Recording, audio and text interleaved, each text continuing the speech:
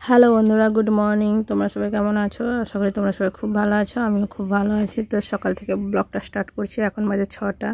Already আমি স্নান করে রেডি হয়ে গেছি, মানে রেডি না, স্নান করে নিয়েছি এক জায়গায় যাবো বলে। তাই তাড়াতাড়ি উঠে পড়ে কাজটা গুছিয়ে স্নান করে দিয়ে বেটুদেরকে ডেকে দিলাম, কারণ ওরা যাবে টিউশনে। ওদেরকে টিউশনি পাঠিয়ে দিয়ে তারপর আমি আর তোমার দাদাভাই যাব।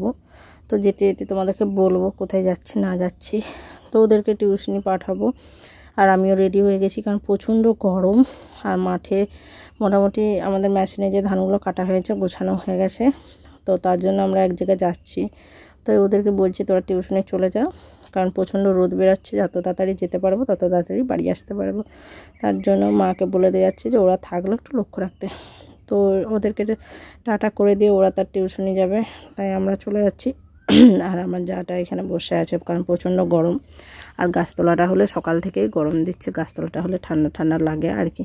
তো চলো সেখানে যেয়ে তোমাদেরকে একদম বলবো। আসে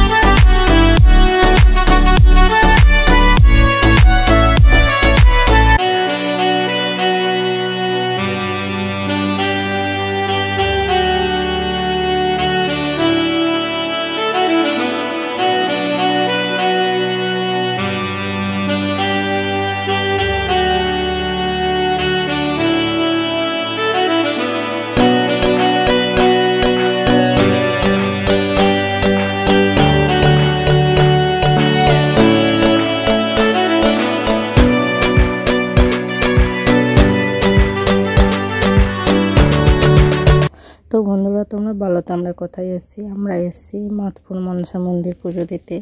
তাই চলে এসেছি সকাল সকাল। আর সকালবেলায় এসেছি, দেখো ভিড় কীরকম, প্রচণ্ড ভিড়। আর আমি আর তোমার দাদা ভাই এসেছি, আরও এসছে, আমার মা এসছে, ভাই এসছে। তো ওদের বাড়ি থেকে সামনে বলে ওরা খুব তাড়াতাড়ি চলে এসছে। আর সেই একবারে পুজো দিতে এসেছিলাম, মানে যখন বড় পুজো হয়েছিল তখন প্রচণ্ড ভিড়। আর এখন এসছি ফাঁকা। আর এদিকে চুল খোলা আছে, আমি গাড়ি আস্তে আস্তে আমার চুলগুলো জড়ে গেছে পুরো। থাক যা, আর কি করব। আর চারপাশটা পুরো ফাঁকা নিরিবিলি, মানে এসে মনটা আমার পুরো ভরে গেছে। তো ওরা সে পাশে এসে দাঁড়িয়েছিল, তাই তোমার দাদা ভাই যে ডেকে নিয়ে এলো, ফোন করেছিল যে তোরা কোথায়। আমরা বললাম আমরা এই পাশটার দিকে দাঁড়িয়ে আছি। তাই মা আরও করে এই পাশটাকে তোমার দাদাভাই নিয়ে এলো। ফোনে বললাম যে এই পাশটাকে আয়। তখন দাদাভাইকে দেখতে পেয়ে দাদাভাইয়ের সঙ্গে আসছে। তো পূজা দিতে যাওয়া একটা দরকারি, পুজো দিতে যাওয়া। কিছু পুজো বাকি ছিল, যাব করে পুজো দিতে যাওয়া হয়নি। তাই আমি ভাবলাম পুজো দিতে যাব। তো মাকে বলেছিলাম, মা বলে ঠিক আছে চ তাহলে আমিও যাব। তো ওর জন্য মা বলছে তাহলে তুই ওই দিক থেকে আয়, আমি এদিক থেকে যাচ্ছি, দিলে একসঙ্গে সবাই মিলে পুজো দেবো। তার জন্য চলে এলাম পুজো দিতে। আর আমি তো প্রায়ই আসি পুজো দিতে। তো ভাইকে বলছি হাই করে দে একটু, ভালো আছিস? না বলে হ্যাঁ ভালো আছি। তো বাপের বাড়ি যাওয়া হয়নি, হবে যাওয়া। যখন যাব তখন দেখতে পাবে। তো এখন যাব আমরা ঠাকুর পূজার বাজার করতে। বাজার টাজার করে আগে পা হাত ধুয়ে তারপরে যাব মন্দিরে। তো চলো, এখানে একটা কি বলো তো, দোকানগুলো এ ডাকবে ও ডাকবে, কনফিউজ হয়ে যায় যে কার দোকানে যাব না যাব। তো ফাইনালি একটা দোকান চুজ করে ফেললাম, যে দোকানে বাজার করলাম সব কিছু। আমি বাড়ি থেকে দুধ আর ফুল নিয়ে গেছিলাম, ওখানে শুধু পুজোর বাজার করলাম আমার যা যা দরকার। তো এই মা একটা টাকায় নিয়ে নিল, আর আমি 2 টাকায় নিয়েছি, কারণ দুধ আর 1 টাকা ফোন নিয়ে গেছিলাম। তাই 1 টাকায়, আর একটা টাকা তোর দাদা ভাইয়ের কাছে আছে। তো বাজার টাজার হয়ে গেছে, এখন যাব তোমার হচ্ছে পা হাত ধুইতে ঘাটে। তো আমি তো ব্লগ করছি, ক্যামেরা ধরছি, তো ভাইকে বলেছিলাম একটু ধরে দিতে, আর তোমার দাদাভাইও ধরে দিয়েছে। যার যখন সময় হয়েছে সে তখন আমার ক্যামেরা ধরে দিয়েছে। আর এদিকে দেখো তোমার দাদাভাই হাত পা ধুয়ে নিয়েছে, আর মা আসছে না, কারণ ঘাটের ওখানটায় না সে ধাপে প্রচণ্ড হেলচানি হয়েছে। তাও আমি পা ধুইতে নেমেছি অনেক কষ্টে, কারণ কোথায় পড়ে টড়ে যাবো বাবা, ভয় লাগছিল। তাই মা সে উপর থেকে জল পড়ছে যেখানে সেখানে ধুয়ে নিয়েছে। আর এবারে পা হাত ধোয়া হয়ে গেছে, এবারে যাব আমরা মন্দিরে। তো চলো তোমাদেরকে যতটা পারবো আমি দেখাবো। গলা ধরে যাচ্ছে, প্রচণ্ড ঠান্ডাটা এমন, আর এত গরমে ফ্রিজের জল খাচ্ছি, তো তার জন্য ঠান্ডা লেগে যাচ্ছে আর গলা ধরে যাচ্ছে। আর এই হচ্ছে মানে মাতপুরে মনসা মন্দির। যারা যারা জানো অবশ্যই আমাকে কমেন্ট করে জানিও, আর ওখান থেকে যারা যারা ব্লগটা দেখছো, আমি জানি যে আমার আশেপাশের লোক ব্লগ দেখো, কিন্তু কমেন্ট করে জানিও। তো আমি যতটা পারবো চলো মন্দিরে যাচ্ছি। আর প্রচণ্ড ভিড় সকাল সকাল, আর গরমও প্রচণ্ড, ওর জন্যই তাড়াতাড়ি আসা, কিন্তু তার সত্ত্বেও প্রচণ্ড ভিড়। কিন্তু কী বলো তো, এখানে কোনো সময় ফাঁকা পাবো না, যখনই আসবে তখনই ভিড়। তো ঘন্টা বাজিয়ে দিলাম আমিও আর মাও, দিয়ে এখন ভিতরে যাব। আমি শুধু লোক দেখছি যে কত লোক, আর আমার সত্যি কথা বলতে এখানকে এলে আমাকে বাড়ি যেতে ইচ্ছা করে না, আমার মনে হয় যেন এখানেই থাকি আমি, আমার মনটা কি ভালো লাগে। কিন্তু আগের বাড়ি এসেছিলাম, অনেকক্ষণ ছিলাম, এবারে বাড়ি চলে যাব, কারণ ছেলেদেরকে ছেড়ে দিয়ে এসেছি। তার আগে আগে পুজো দিয়ে দিই। চলো তোমাদেরকে কতটা আমি দেখাতে পারবো, কারণ বললাম না যেখানে পুজো দেওয়া হচ্ছে প্রচণ্ড ভিড়, আমি কতটা যে ক্যামেরা করে তোমাদেরকে দেখাতে পারবো আমি জানি না। তো যেদিন নাও দেখাতে পারি, আমি আগে পুজোটা তো দেই মনতে ভালো করে, তারপরে না হয় ব্লগিং করবো, আগে পুজো দিই যেটার জন্য এসেছি। তো পুজো দেওয়া হয়ে গেছে আমার, তাই তোমাদেরকে আমি দেখাচ্ছি যে এই হচ্ছে মন্দির। এইখানেই আমরা নিজে হাতে পুজো করি। যারা যারা জানো তারা তো জানোই, আমাদের এখানকার হলে তো মানে সবাই জানো, আর যারা আমাদের বাইরে ভিডিও ব্লগটা দেখবে তারা জানো না হয়তো, কিন্তু আমাদের এই মন্দিরে আমরা নিজে হাতে পুজো করি। তো মা আমি সবাই মিলে পুজো দিয়ে দিয়েছি, প্রণামও করে নিয়েছি। এবারে 4-5টা পুজো মানে গড় করব, আরও ঠাকুর রয়েছে, প্রতিমা রয়েছে, ওখানেও সবাই তোমার হচ্ছে পুজো দিচ্ছে, আমরাও পুজো দেবো। তো পুজো যে দিচ্ছিলাম তখনের ব্লগ কিন্তু ছিল, ক্লিপগুলো লিয়া ছিল, কিন্তু সেই ক্লিপগুলো নিয়েছে এমন উল্টোভাবে, তাই ভিডিওটা ঘুরে গেছে। তাই সেই ক্লিপগুলো আমি এর মধ্যে আর দিচ্ছি না। আমি যতটা আমি নিজে করেছি আমি ততটাই মানে এডিট করছি। আর এখানে দেখো আমার কিছু মানত ছিল যেটা মায়ের কাছে জানানোর, তা আমি এইভাবে মানত করলাম, জানিয়ে দিলাম। কী মানত করছি আমি বলছি না এখন, আমার যদি মানত পূরণ হয় তখন অবশ্যই তোমরা জানতে পারবে, আর তোমাদেরকে বলবো তখন, কিন্তু এখন বলবো না।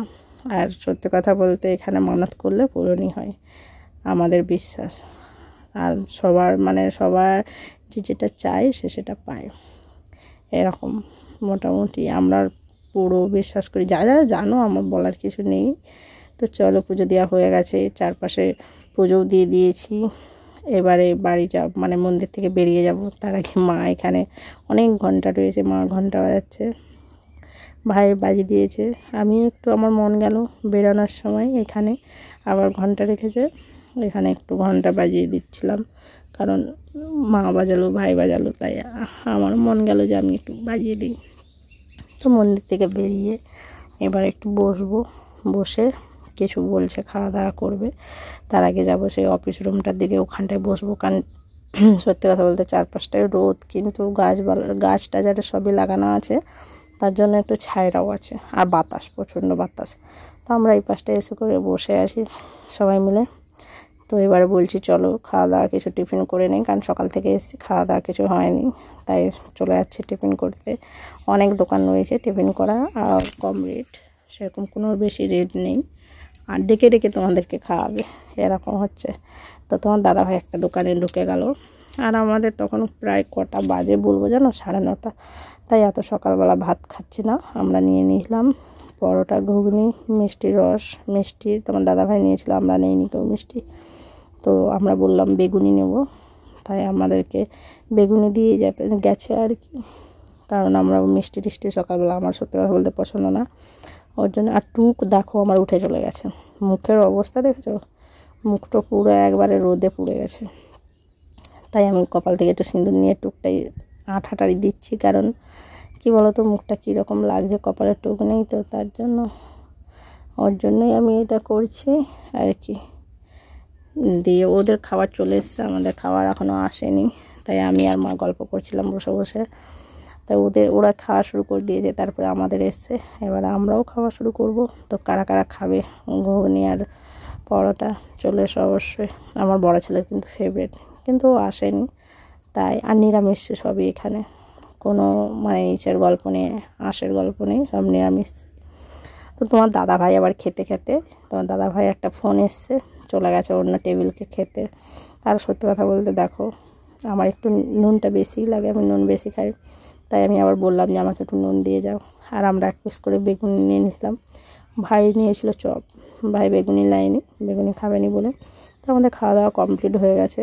আর গরমের জন্যে তোমার দাদা ভাই দেখো একটা ঠান্ডা নিয়ে এলো, সবাই মিলে ঠান্ডা খাবো তার জন্য। তো আর কোথায় দাঁড়িয়ে খাবো সেটাই ভাবছি। তো এখানে একটা টোটো রাখা আছে, তো আমি এসে করে টোটোয় বসে পড়েছি, টোটোয় বসে বসে ঠান্ডা খাবো এখন, কারণ যা এসছে পূজাইতে টোটো নিয়ে এসছে, তোর জন্য আমি টোটোয় বসে পড়েছি। ওরা সব নিঘণ্টায় দাঁড়িয়ে আছে, তা আমি তো দাঁড়িয়ে দাঁড়িয়ে পা ব্যথা করছে সত্যি কথা বলতে, তার জন্য টোটোয় বসে পড়েছি। তো মাও দাঁড়িয়ে আছে এখানটা ছায়রাটায়, তো ওরা খেয়ে নিল, আমরাও খেয়ে নিলাম। বাকিটা অত বড় তো খেতে পারবো না, বাড়ি নিয়ে চলে যাবো বেটিদের জন্য।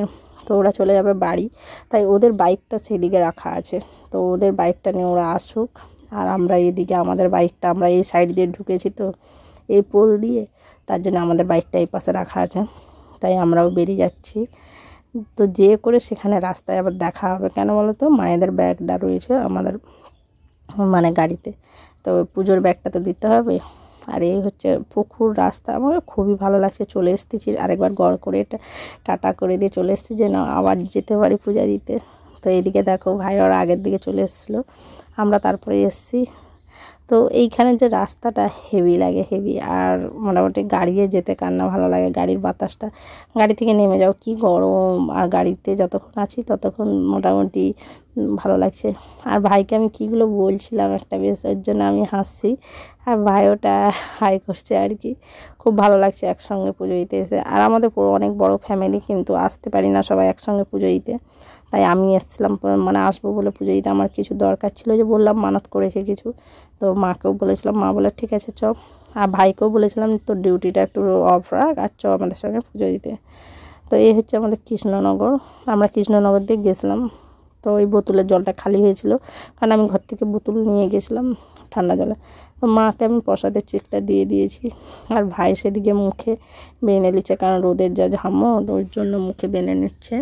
তো ওরা চলে যাবে এবারে বাড়ি, তো ওদেরকে বললাম ঠিক আছে তুই তাহলে বাড়ি যা, আর দেখে শুনে যাবি। আমাকে বলছে তুই আগের দিকে যা, আমি না তোরা যা, তারপর আমি যাচ্ছি। তাই আমি ওদেরকে একদম পাঠিয়ে দিয়ে তারপর আমি যাব, তাই ওদেরকে একদম টাটা করে দিলাম। মা দেখছে ঘুরে ঘুরে, বলছে তোরা চলে যাই বাড়ি। আমি বলি হ্যাঁ নে মা, ওদেরকে পাঠিয়ে দিয়ে তোমার দাদাভাই দেখো এদিকে দাঁড়িয়ে আছে, আমিও যাব বাড়ি। তো চলো একদম বাড়ি যেয়ে কথা বলবো।